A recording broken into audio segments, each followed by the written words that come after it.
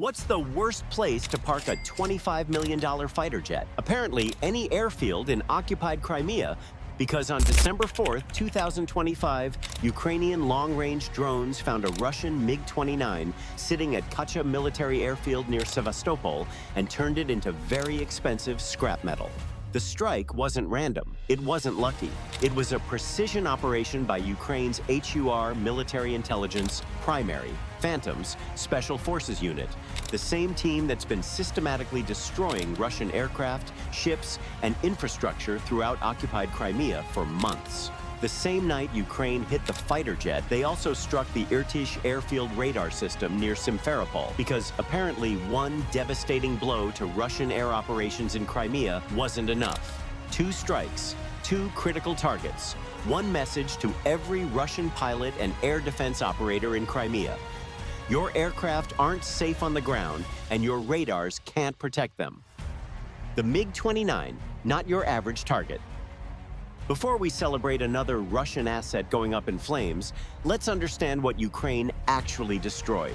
Because a MiG-29 isn't some obsolete Cold War relic gathering dust. This is a modern, 4th-generation multi-role fighter aircraft that Russia depends on for air superiority, ground attack, and air defense operations. The MiG-29, NATO designation Fulcrum, is one of the most capable aircraft in Russia's inventory. Cost $22 to $29 million depending on variant and configuration. That's just the aircraft purchase price. It doesn't include the years of pilot training, the maintenance infrastructure, the weapon systems, or the operational experience gained through countless flight hours. Destroying a MiG-29 doesn't just eliminate a physical asset. It eliminates operational capability that takes years and tens of millions of additional dollars to reconstitute. The MiG-29 can engage enemy aircraft in air-to-air combat with sophisticated radar and missile systems, conduct ground attack missions with precision-guided munitions, operate in all-weather conditions with advanced avionics, reach speeds of Mach 2.25 over 1,500 miles per hour, defend critical airspace that Russia desperately needs to protect in occupied Crimea. Russia doesn't have unlimited numbers of these aircraft. Modern fighter jets aren't something you can quickly replace from a warehouse. Production requires specialized facilities, advanced components, many now restricted by Western sanctions, skilled labor, and time measured in months or years. Every MiG-29 Ukraine destroys creates a capability gap Russia struggles to fill. And Ukraine just destroyed one while it was sitting on the ground at Kacha Airfield near Sevastopol. Kacha Airfield, where safe rear area became a lie. Kacha military airfield sits just north of Sevastopol, the crown jewel of Russia's Black Sea military infrastructure. This isn't some small regional airport.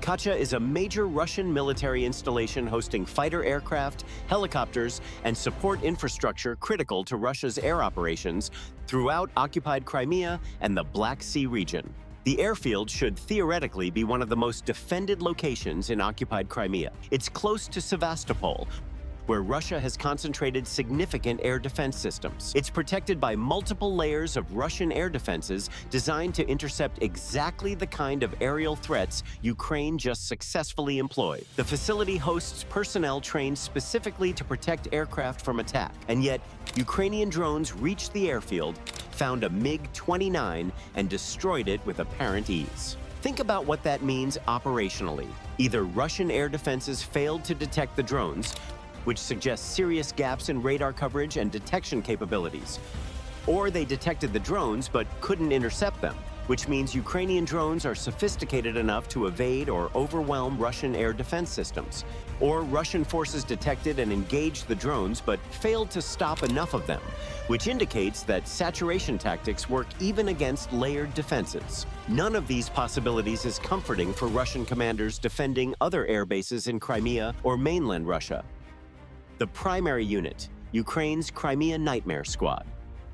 The HUR primary, Phantoms, Special Forces Unit has become legendary for systematically targeting Russian assets throughout occupied Crimea. This isn't a traditional military unit conducting conventional operations. This is a specialized intelligence and strike force that identifies high-value targets, develops strike packages, and executes operations that conventional forces can't accomplish. Previous primary operations have included strikes on Russian ships in Sevastopol harbor, attacks on air defense systems throughout Crimea, destruction of command posts and logistics facilities, systematic targeting of Russian aircraft at various air bases.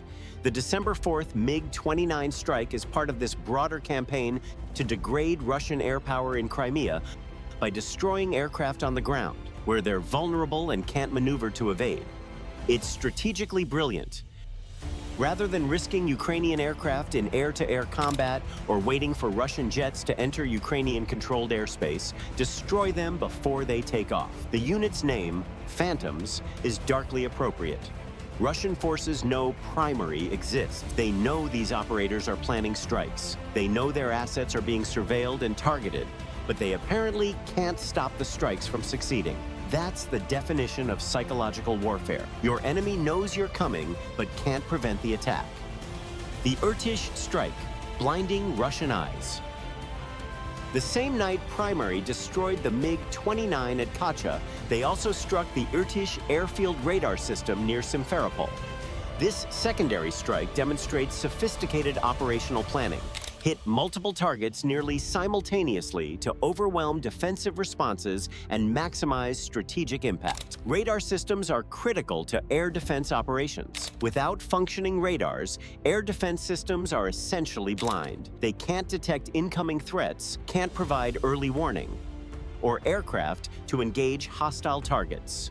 The Irtish system provided coverage over central Crimea, detecting aircraft and missiles that might threaten Russian military installations and logistics networks. By striking the Irtish radar the same night as the Kacha MiG-29 strike, Ukraine created compounding effects. Not only did Russia lose a fighter aircraft, they also lost radar coverage that might have detected future Ukrainian strikes. Each successful attack creates vulnerabilities that make subsequent attacks easier. The coordination required to execute 2 precision strikes on different targets in one night is extraordinary.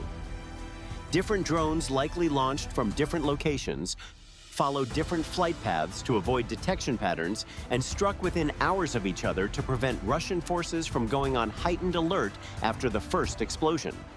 That level of operational sophistication suggests Ukraine's HUR intelligence capabilities rival or exceed those of many NATO countries. Long-range drones, Ukraine's great equalizer. The weapon that destroyed the MiG-29 and struck the Irtish radar was a long-range Ukrainian strike drone, part of a family of unmanned systems that have revolutionized how Ukraine conducts deep strike operations. These aren't small commercial quadcopters. Ukraine's long-range strike drones are purpose-built military systems capable of flying hundreds of kilometers into occupied or Russian territory, carrying warheads large enough to destroy aircraft, radar systems, and hardened facilities, evading or overwhelming air defense systems through speed, altitude, or electronic countermeasures, operating autonomously with GPS guidance and potentially AI-assisted terminal guidance. Cost comparison reveals the strategic brilliance. A Ukrainian long-range drone probably costs $50,000 to $200,000 to manufacture, depending on sophistication. Ukraine used one to destroy a $25 million MiG-29 fighter jet. That's a cost exchange ratio of roughly 100 to 1 or better. From a pure economics perspective, Ukraine can afford to lose 100 drones for every Russian fighter destroyed and still come out ahead. But the real value isn't just economic, it's operational. Every Russian fighter Ukraine destroys on the ground is one that won't conduct air superiority missions, won't strike Ukrainian positions, won't threaten Ukrainian aircraft operating near occupied territories. The cumulative degradation of Russian air power creates operational freedom that Ukrainian forces can exploit. What this strike actually means.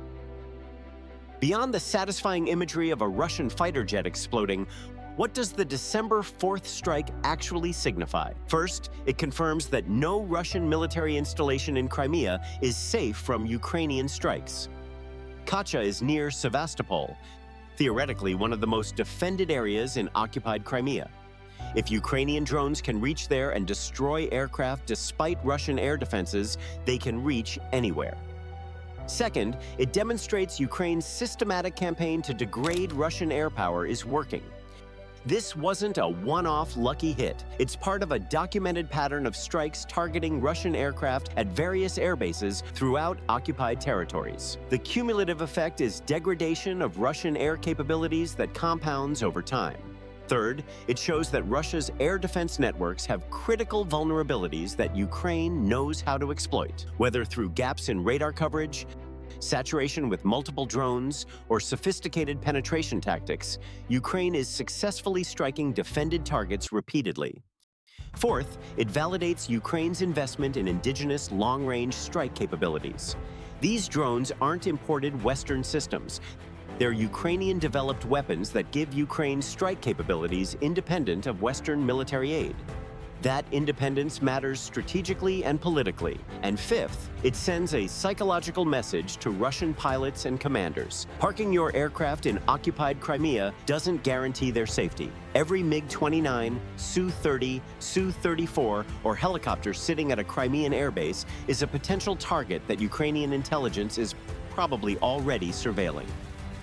The verdict: when airbases become graveyards.